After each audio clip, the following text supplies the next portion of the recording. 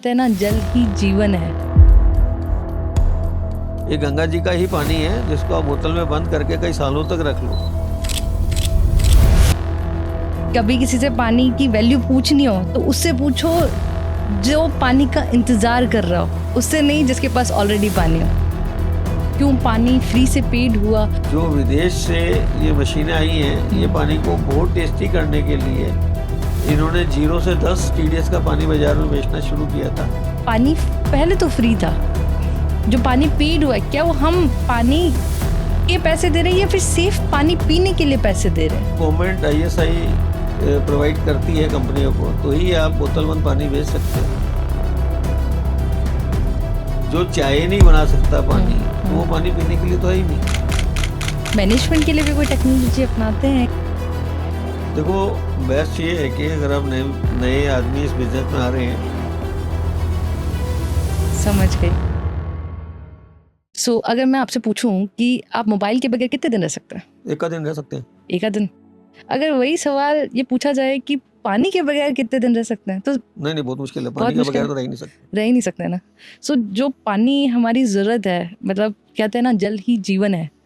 जिस पानी के बगैर हम मुश्किल से 3 दिन सर्वाइव भी नहीं कर सकते, कैसे आता है, हमारे पास कैसे पहुंचता है, उसके बारे में ना तो मैंने आज तक कोई पॉडकास्ट देखा है या फिर ना ही किसी चीज़ के बारे में सुना है। मैं गांव से हूँ, तो गांव में क्या रहता था, जब भी पानी के लिए मैं मम्मी को बोलती थी पानी पीना है, तो मम्मी क्या बोलती थी कि ठीक है नल से पी लो, या फिर हैंडपम्प था हमारे गांव में, तो हैंडपम्प पे चले जाते थे, पानी पी लिया। बट अगर अभी की बात देखी जाए, मतलब करंट सिचुएशन देखी जाए, तो पानी के लिए क्या करना पड़ता है कि भाई अगर घर पे RO लगा हुआ है तो RO से बॉटल्स भर के रख रहे हैं, या फिर ऑफिस में है तो कैंपर्स जा रहे हैं, वहाँ पानी मतलब वो भी देखना पड़ता है कि वाटर कूलर में लगाया है या नहीं लगाया है। सो एक चीज़ जो मेरे को सबसे बड़ा चीज़ लगती है कि पहले पानी फ्री था और अब वो पेड हो गया है। सो मतलब जो पानी पहले ज़रूरत था, आज वो बिजनेस बन चुका है। सो उसका ये जर्नी जो फ्री से पेड तक थी, उसी को समझने के लिए आज मेरे साथ है मिस्टर राजेश अरोड़ा जी। स्वागत है आपका इस पॉडकास्ट में। और कुछ क्वेश्चंस होंगे मेरे कि आप जो इस इंडस्ट्री में काम कर रहे हो तो क्या चैलेंजेस फेस हो रहे हैं, किस तरीके से है, क्यों पानी फ्री से पेड हुआ, इस तरीके के क्वेश्चंस होंगे। सो स्टार्ट करते हैं। तो पहला ही क्वेश्चन जो मैंने आपको बताया कि पानी पहले तो फ्री था, जो पानी पेड हुआ है, क्या वो हम पानी के पैसे दे रहे हैं या फिर सिर्फ पानी पीने के लिए पैसे दे रहे हैं? देखिए, पहले गांव में जो लोग पानी पीते थे, कुएं से इजी अवेलेबल हो जाता था।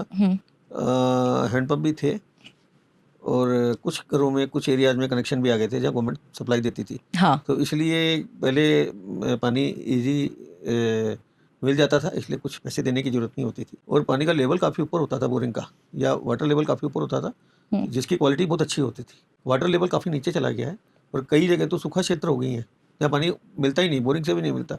कुछ 800-1000 फुट नीचे खोदते तो भी नहीं मिलता।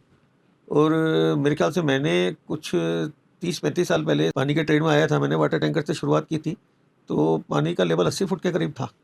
और उस टाइम बोरिंग में पानी मिट्टी में था। तो जो मिट्टी का पानी था उसमें प्रचुर मात्रा में मिनरल्स थे। धीरे धीरे एक टाइम यह हाल हो गया था कि पानी का लेवल 280 फुट तक चला गया था और पानी आ गया था पत्थर में। और पत्थर में आने के बाद पानी के मिनरल्स काफ़ी कम हो गए थे और पानी में कुछ इस तरह के केमिकल्स आ गए थे जो बॉडी को नुकसान करते थे। तो ये सब चीज़ एक कारण है। दूसरा बड़ा कारण ये है कि हर घर के बाहर टॉयलेट के लिए कुएं खोदी जाती थी और कुएं से नगर निगम से प्रोसेस होकर सब कुछ क्लियर होता था। आज मजबूरी ये है कि कुएं की जगह सीवर आ गई है और सीवर लाइन और पानी की सप्लाई लाइन साथ साथ चलते हैं। अगर वो दोनों गलती से ब्रेक हो जाए तो पानी मिक्सअप हो जाता है। आप कई बार अखबार में देखेंगे, कई लोग कंप्लेंट करते हैं कि साहब हमारे यहाँ पीला पानी आ रहा है। और अखबार में फ़ोटो भी आती है।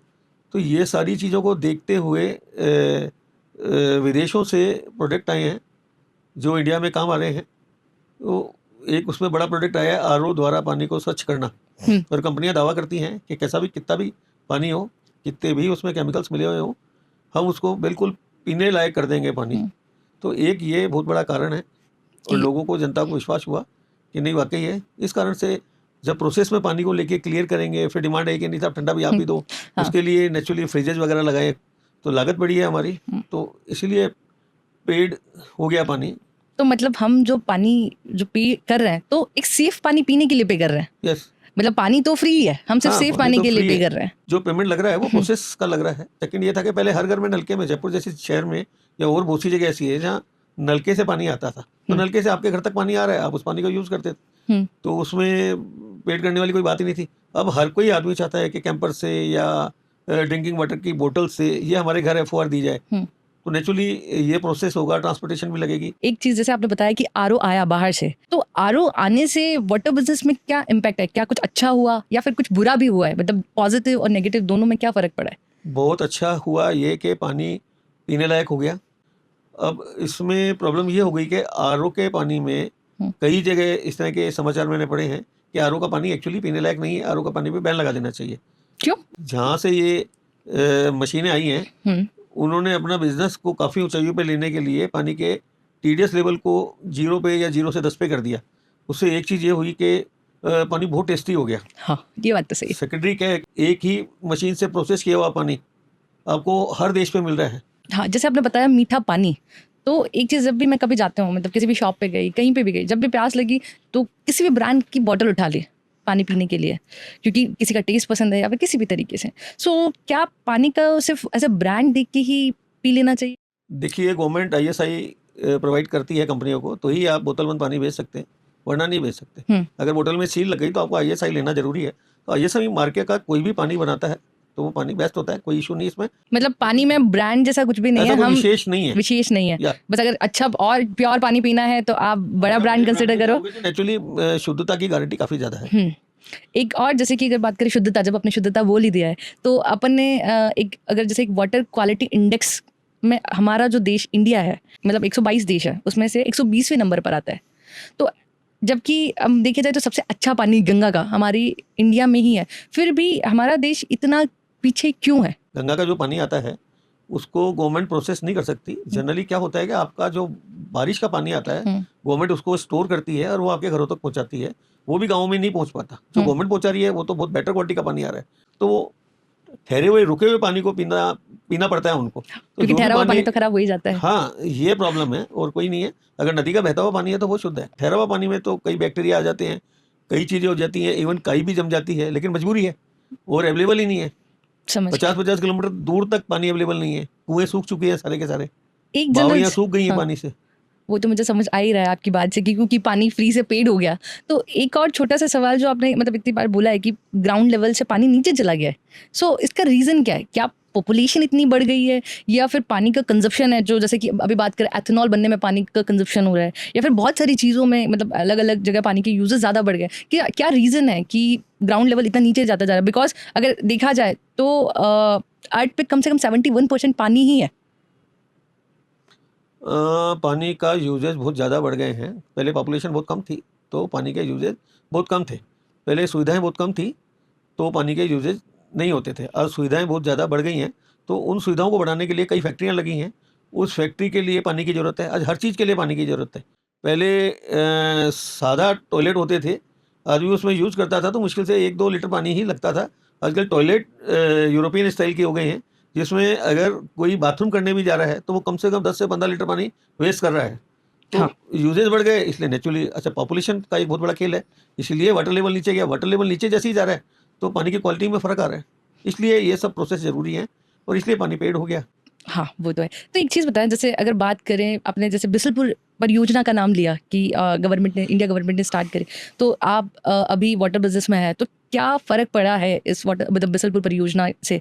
क्या बिजनेस में कुछ नुकसान हुआ है या फिर उसके आने से आपकी मशीनरी का जो यूजेस था वो कम हुआ और उससे कहीं ना कहीं पॉजिटिव इम्पैक्ट पड़ा है? क्या फ़र्क पड़ा है? बिसलपुर में बरसात जैसा पानी आया और गवर्नमेंट ने इतना बढ़िया जाल बिछा दिया कि पूरे शहर में प्रचुर मात्रा में पानी आया, तो हमारा बिजनेस में फ़र्क आया।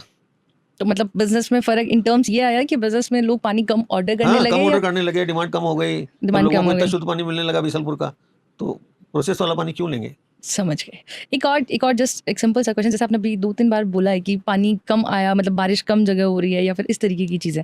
तो जैसे बात करी जाए इंडिया में, राजस्थान में कई इलाकों में देखो तो कि सूखा भी होता है, कई जगह पर पानी अच्छा भी है। तो और अगर कंपैरिजन किया जाए दिल्ली, मुंबई और वहाँ पर, तो पानी की रेट्स में क्या डिफरेंस होता है? बात करें जैसे जैसलमेर है, जैसलमेर में बिल्कुल भी बारिश नहीं होती, मतलब होती होगी बट बहुत कम होती है। तो क्या जब पानी जाता होगा तो वहाँ पे मतलब ये वाटर कैंपर्स की जो सर्विसेज है वो रहती है, फिर बाहर से पानी इंपोर्ट करना पड़ता है? वहाँ कॉस्टली होता है क्योंकि जब रॉ मटेरियल नहीं है, जब रॉ पानी नहीं है वहाँ पे, तो वहाँ बाहर से पानी आता है, तो वो कॉस्टली होता है। रेट सब जगह करीब करीब एक जैसी है, रेट्स में कोई बहुत ज़्यादा फर्क नहीं है। उसको फिर वो प्रोसेस करके बेचते हैं, तो नेचुरली अब उनकी मतलब कॉस्टिंग ये ज़्यादा बात आती कर है। सकते हैं, कॉस्टिंग ज़्यादा आती है तो पानी महंगा बिकता है। तो एरिया वाइज अगर देखा जाए तो पानी में डिफरेंस तो है कि कहाँ 100%। कहीं ज़्यादा है, कहीं कम है। तो एक इसके अलावा कई गाँव में, कई शहरों में, कई एरियाज़ में पानी का क्वालिटी बोरिंग के अंदर इतनी गंदी है, इस तरह के केमिकल्स हैं जो वो पानी पीने लायक नहीं है। शायद आपको नहीं पता होगा, लेकिन मैं बता देता हूँ, आप दूर मत जाइए। जयपुर में सीतापुर इंडस्ट्री एरिया है, हम्म, वहाँ का पानी ऐसा है कि वहाँ के पानी से चाय नहीं बनती। आप उस पानी को उबालो, हम्म, आप उबालने के बाद कितनी देर उबालते रहो, आपने चाय पत्ती डाल दी, चीनी डाल दी, आपने जैसे ही दूध डाला वो चाय फट जाती है, कभी चाय नहीं बनती उस पानी की। सेकंड, आपने दाल बनाने की कोशिश करी, प्रेशर कुकर में आपने पानी डाला, दाल डाली, उसको आप कई घंटों तक कोशिश करते रहो, वो दाल नहीं सीजती है, क्योंकि वो पानी का लेवल ही बहुत ऐसा है कि आप पी नहीं सकते उस पानी को। मतलब जो चाय नहीं बना सकता पानी, तो वो पानी पीने के लिए तो है ही नहीं। सो इन 30 सालों में आपको क्या क्या चैलेंजेस फेस हुए हैं इस बिजनेस में, आप बताएंगे एक बार जरा। पहले ये होता था कि जब शादियां होती थी तो प्लास्टिक की टंकी या लोहे की टंकी मंगा के उसमें नल से पानी भर के उसमें केवड़ा या ऐसे कुछ डाल के और वो पूरी बारात को पिला देते थे और सब खुशी खुशी पीते थे। वही ट्रेड चल रहा था। फिर धीरे धीरे पानी जब थोड़ा सा प्रॉब्लम्स आने लगी तो फिर लोगों ने भी चेंज करा, पानी पे भी पैसा खर्च करने लगे। फिर उन्होंने आर के कैंपस लेने चालू कर दिए, आर की 20 लीटर की बोतल लेनी चालू कर दी, वो प्रोसेस में लिया। पहले लोग बाग ये इस चीज़ को समझने को तैयार ही नहीं रहते थे और सादा लोग थे। ये पानी बीसलपुर का या रामगढ़ का जो भी पानी होता था उसको पीते थे। फिर धीरे धीरे लोगों को समझ आने लगी। फिर सेकंड, हमारे पानी की सेल इसलिए बढ़ने लगी कि लोग बागों को दुकान में पानी चाहिए। दुकानों में लोग बाग नलका नहीं लगाते थे क्योंकि इतना यूजेज नहीं होता था। तो फिर वो हम लोगों से पानी लेने लगे कि भैया 1 कैंपर 2 कैंपर दे दो हमारे इतने लोगों के लिए। तो वो धीरे धीरे इस तरह से ये कारोबार बढ़ा। अच्छा, एक और चीज़, जैसे कि मान लो आपने बोला कि जब आपने स्टार्ट किया था तो लोगों को पहले तो समझ ही नहीं आया होगा कि भाई कि आरओ का पानी या फिर कैंपर्स की ज़रूरत है कि नहीं है, क्योंकि जब बिस्लरी भी आई थी या फिर कोई भी ब्रांड आया जो पानी बेचने की कोशिश कर रहा था तो वहाँ पर लोग एक्सेप्ट करने में, क्योंकि वो तो फ्री में, गाँव की बात करें तो फ्री में पानी अवेलेबल है। सो यहाँ पर जब जैसे जितना आपने बताया कि अब धीरे धीरे अच्छा चल रहा है बिजनेस, सो बहुत सारे लोग हैं जो इस चीज़ को लेकर कि हाँ पानी का बिजनेस अच्छा होता है, लोग स्टार्ट भी करते हैं, इस इंडस्ट्री में आते भी हैं। बट देखा जाता है कि कुछ लोग होते हैं जो क्विट भी कर देते हैं। तो ये एग्जिट रेशियो क्या रहता है, मतलब क्या ऐसे रीजंस होते हैं जो लोग बिजनेस में आते हैं और डायरेक्टली क्विट कर देते हैं? देखिए, एक चीज़ आपको माननी पड़ेगी कि आप पानी का काम कर रहे हो और आपने इसको व्यापार बना लिया। आपको अपने बच्चे पालने हैं, आपको परिवार चलाना है, तो आपको पैसे तो लेने ही पड़ेंगे। लेकिन इसके अलावा पानी का अगर आप व्यापार कर रहे हो तो एक इंसानियत भी आप में होनी चाहिए। उस कारण से जैसे कोई बच्चा बाहर गाँव से या दूसरे शहर से जयपुर पढ़ने आया है, अब उसको सुबह जाना है, बाय द वे 8 बजे अपने काम पे जाना है और रात को 9-10 बजे आना है। तो वो 7 बजे पानी लेने आ जाता है कैंपर कि अंकल मेरे को पानी का कैंपर दो, या फिर रात को 9 बजे के बाद आ जाता है। तो एक तो क्या सर्विस आपको बहुत लंबे टाइम तक देनी पड़ती है, मेहनत बहुत ज़बरदस्त लगती है। सेकंड क्या है कि जैसे शादी वगैरह में हम कैंपर सुबह भेज देते हैं, शाम को फिर भेज देते हैं। सुबह ब्रेकफास्ट और लंच के लिए भेजते हैं, शाम को डिनर के लिए भेजते हैं। नेक्स्ट डे फिर शादियाँ हैं, साधन सीमित है हमारे पास भी, तो उन कैंपर्स को उठाने के लिए हमारी टीम रात को जाती है और रात को लेट तक उठाती है कैंपर्स। फिर नए सिरे से सुबह वापस से सप्लाई करनी पड़ती है, तो हमारी ड्यूटीज बहुत ज़्यादा बढ़ जाती हैं। हमारे सब पानी वालों की ड्यूटीज बहुत ज़्यादा बढ़ जाती हैं। हर कोई आदमी इतनी मेहनत नहीं कर सकता, वो क्वाइट कर जाता है। मतलब सिर्फ मेहनत की वजह से लोग मेहनत क्विट की कर वजह जाते हैं, बाकी second- प्रॉफिट अच्छा रहता है इस इंडस्ट्री में, ऐसा? प्रॉफिट ठीक है, प्रॉफिट बहुत अच्छा नहीं है, प्रॉफिट ठीक है। कई जगह तो बहुत ज़्यादा कंपटीशन है, वहाँ लोग कंपटीशन के कारण काफ़ी नुकसान में काम कर जाते हैं और क्वाइट कर जाते हैं। मेहनत प्लस कंपटीशन भी है, और कई सारे फैक्टर हैं। लेबर कंट्रोल करना, मेहनत ज़्यादा है, लेबर नहीं मिलती है इस बिज़नेस में, ये भी एक रीज़न है बहुत बड़ा। दूसरा, शादियों में कैंपर दे दिए हमने, गिनती करके दे दिए 100 कैंपर, ओके। रात को कैंपर लेने गए तो 100 की जगह हमें 96 से मिले 4 कैंपर। पार्टी से बात करते हैं, पार्टी कहती है ठीक है मैं ढूंढ के दे दूंगी, सुबह भेज दूंगी, और वो फिर मामला पुराना हो जाता है। जितने के हमने माल दिया है उसका बड़ा अमाउंट उस कैंपर खोने में चला जाता है, तो वो भी सारा का सारा भार पानी के ट्रेडर्स पे ही आता है, तो इसलिए भी कई लोग क्वाइट कर जाते हैं। ऐसे बहुत से कारण हैं। तो उस वजह से लोग क्विट कर रहे हैं। यस। सो आपने जब इस बिजनेस में, जैसे जब आप साथ में काम, तो कुछ कुछ प्रॉब्लम्स आपके साथ भी आई होगी? 100% आई है, लेकिन देखो मेहनत करने वाला ही जिंदा रहता है, और जिसने मेहनत कर ली उसको तकलीफें नहीं आती। शुरू में वो तकलीफ आती है, बाकी धीरे धीरे तकलीफ कम आनी चालू हो जाती है। ये जो मशीन, आरओ की मशीन जो विदेश से आई है, यहाँ असेंबल हुई है, इसका एक सिस्टम है कि सुबह आप उठ के इसको प्रोसेसिंग में लेना पड़ता है। सबसे पहले 2 कैप्सूल हैं जिसमें ये कार्बन है, एक कैप्सूल में और है, उसको आधा घंटे हमें पहले फिल्टर करना पड़ता है। सैंड आता है पहले कैप्सूल में, दूसरे में कार्बन आता है। तो ये दोनों मिलके आगे प्रोसेस करके पानी को बढ़िया पीने लायक बना देते हैं। तो पहले आधा घंटा इसको प्रोसेस में लेना पड़ता है। उस आधा घंटा प्रोसेस में लेने के लिए करीब आपको 4000 लीटर पानी वेस्ट करना पड़ता है। तो वही सर्वाइव कर सकता है जिसके पास अपना बोरिंग है। अच्छा, जिसके मतलब पास खुद अपना की बोरिंग बोरिंग ही नहीं होनी है तो वो चाहिए। टैंकरों से परचेज करेगा। एक टैंकर आज की तारीख में 300, 350, 400 रुपए का है, तो उसका खर्चा इतना ज़्यादा आता है कि वो बेचारे सर्वाइव ही नहीं कर पाते। गवर्नमेंट के भी नेम्स हैं, आप बिसलपुर के पीने वाले पानी को आरओ के पानी में यूज नहीं ले सकते। एक और चीज़ बताएं, जैसे आपने बोला कि पानी की भी मतलब क्वालिटीज़ होती है, तो एक वर्ड चलता है अल्कलाइन वाटर। तो क्या अल्कलाइन में क्या बेटर रहता है पीने में पानी के लिए? मतलब क्या चीज़ होती है जो बेस्ट करती है? बहुत सारे लोग बोलते हैं, मतलब बहुत सारे कैंपरीज वाले, जैसे मैंने देखा है, सप्लायर्स बोलते हैं कि हम अल्कलाइन वाटर प्रोवाइड करवाते हैं। तो क्या जो वो अल्कलाइन, जितना मान लो वो अगर 3000 कस्टमर्स को सर्व कर रहे हैं या 4000 कस्टमर्स को सर्व कर रहे हैं, तो क्या ये सस्टेनेबल थिंग है कि लोग अल्कलाइन वाटर पर डिपेंड कर सकते हैं? मतलब अगर एक सप्लायर के लिए बात करूं तो क्या कितना कॉस्टली बढ़ जाता है? मतलब क्या प्रॉफिट मार्जिन नहीं, में नेचुरली ज़्यादा? कॉस्ट तो बढ़ जाती है लेकिन स्टैंड नहीं कर पाते। मतलब नेचुरल सोर्सेज से जो पानी आता है वो नेचुरल अल्कलाइन सोर्सेज होता से है जो पानी आता है वो बाय डिफॉल्ट? 1000% बेस्ट है। ओके। आरओ के पानी से बहुत अच्छा पानी है गंगा जी का, हम्म। जो कि एक्चुअल में मिनरल वाटर कहलाता है। वहाँ से वो निकाल के उसको एक सिंपल प्रोसेस में लाते हैं मशीन से कि कोई डस्ट तो रह जाए, और उसको पैक कर देते हैं। वो पानी मेरे ख्याल से खराब भी नहीं होता, वो सबसे बेस्ट पानी है। मैंने एक बात बताया, जैसे बात करी आपने गंगा का पानी पीने के लायक है, 100%। बट अभी जैसे एक कोई मतलब मैंने भी सुना है, जस्ट एक टूरिस्ट आए थे यहाँ पे जो पानी की टेस्टिंग करते हैं, वो आए और उन्होंने जब गंगा जी का पानी टेस्ट करा तो उसमें इतने बैक्टीरियाज मिले जो हमारी बॉडी के लिए हेल्पफुल नहीं है। मतलब जो मल के अंदर जो बैक्टीरियाज होते हैं वो बैक्टीरियाज उस पानी में पाए गए। तो क्या मतलब जिस पानी की हम बात कर रहे हैं, जो पानी बहुत ही बेस्ट आप बता रहे हो पीने के लिए, मतलब उनके अकॉर्डिंग तो ये नहाने के लिए भी परफेक्ट नहीं है। देखो, तो पहाड़ों तक तो वो पानी शुद्ध है, हम्म। उसके बाद वो जैसे कानपुर जाता है हम्म। या और किसी क्षेत्र में जाता है, वहाँ दुनिया भर की फैक्ट्रीज हैं, और उन फैक्ट्रीज का गंदा पानी गंगा जी में मिल जाता है, तो वहाँ जरूर वो पानी अशुद्ध हो जाता है। वहाँ वो पानी केमिकल मिलने के कारण पीने लायक रहता ही नहीं है। हाँ, मैं वही अगर बात वो कर रही हूँ। पीने लायक नहीं है तो वहाँ दिक्कत है। ऊपर अगर आप स्प्रिंग वाटर बोलते हैं जिसको, ऊपर गंगा जी के आसपास जहाँ से उद्गम होता है, हरिद्वार तक आता है, वो सारा पानी बहुत अच्छे, वो पानी बहुत बेस्ट है बहुत पीने बेस्ट के है। लिए। ये गंगा जी का ही पानी है जिसको आप बोतल में बंद करके कई सालों तक रख लो, उसका कुछ भी नहीं बिगड़ता। बाकी जितने भी मशीन से प्रोसेस किए हुए हैं, चाहे वो एल्कलाइन हो या कोई सा भी हो, आरओ हो, वो पानी खराब हो जाएगा कुछ महीने के बाद। उसमें कीटनाशक डालने के बाद भी उनका एक टाइम पीरियड होता है 6 महीने का, उसके बाद उसमें कीड़े पड़ने चालू हो जाते हैं। गंगा जी का पानी एक ऐसा पानी है जिसको आप सालों तक रखो, और मेरे हिसाब से जो भी गंगा जी नहाने जाते हैं हरिद्वार या कहीं भी गंगा जी है, और वो भर के लाते हैं पानी, और गंगा जल कहलाता है, और वो मेरे हिसाब से लोगों के पास 20-20, 40-40, 50-50 साल से वो पानी स्टोर किया हुआ है, उसका आज भी कुछ नहीं बिगड़ रहा, और उसका टीडीएस लेवल भी बहुत बढ़िया आता है, करीब 150-200 के करीब आता है। मैं आपको एक बात बताना भूल गया था, जो विदेश से ये मशीनें आई हैं, ये पानी को बहुत टेस्टी करने के लिए इन्होंने 0 से 10 टीडीएस का पानी बाजार में बेचना शुरू किया था। उसमें कई तरह की तकलीफ हो गई थी, लोग इसीलिए कह रहे हैं कि आरओ का पानी यूज़ नहीं करना चाहिए। पानी को टेस्टी करने से लोगों के मुंह में एक टेस्ट डेवलप हो गया, लेकिन उसके मिनरल सारे खत्म कर दिए। आज भी ऐसी कोई मशीन नहीं आई है, जो कुछ केमिकल्स ऐसे हैं, जैसे नाइट्रेट है पानी में और बहुत इस तरह से हैं, कुछ केमिकल से हड्डियाँ गल जाती हैं, लेकिन ठीक है, उसको कंट्रोल करने के लिए पानी का टीडीएस लेवल कम कर दिया, लेकिन उसके साथ साथ जितने पानी में मिनरल्स हैं जो प्रचुर मात्रा में मिलते हैं, वो भी कम हो गए। ओके। अब वो समझ लो कि अगर वो कम हो गए तो इंसान की रोग प्रतिरोधक क्षमता कम हो गई।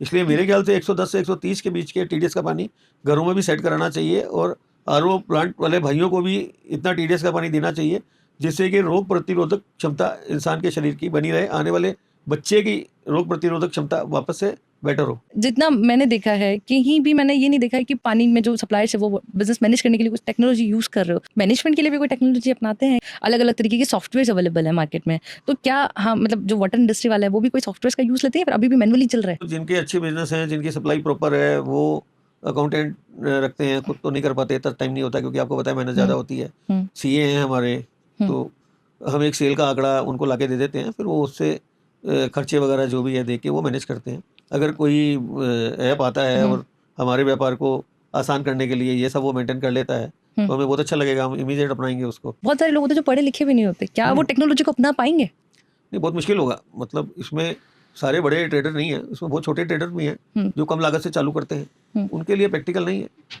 वो मुझे नहीं लगता कि इतनी जल्दी अपना पाएंगे। ये जो कंपटीशन है मार्केट में, वो किस तरीके से है? मतलब मार्केट में अगर जो भी बंदे आ रहे हैं जो सर्वाइव करने के लिए, मान लो जो भी नया बिजनेस करना चाहते हैं, उनको किन चीज़ों का ध्यान रखना चाहिए? देखो, बेस्ट ये है कि अगर आप नए आदमी इस बिज़नेस में आ रहे हैं तो उनको हेल्दी कंपटीशन करना चाहिए।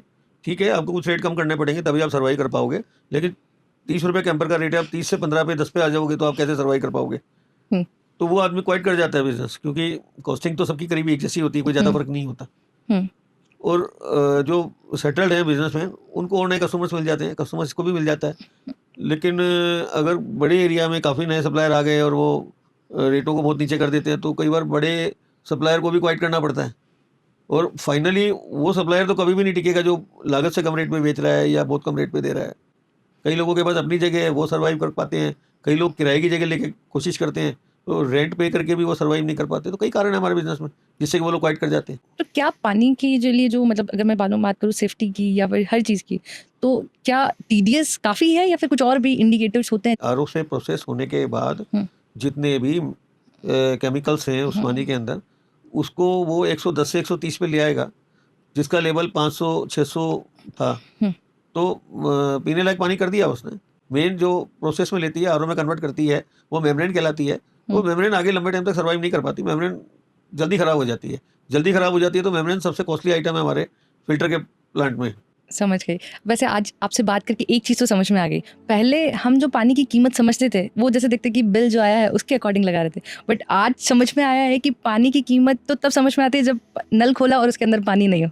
मतलब कहते हैं ना कि कभी किसी से पानी की वैल्यू पूछनी हो तो उससे पूछो जो पानी का इंतज़ार कर रहा हो, उससे नहीं जिसके पास ऑलरेडी पानी हो। तो आज आपसे बात करके बहुत अच्छा लगा और ऑडियंस को भी समझ में आया होगा कि वाटर कितना इंपॉर्टेंट है, जल ही जीवन है। सो धन्यवाद फॉर दिस पॉडकास्ट।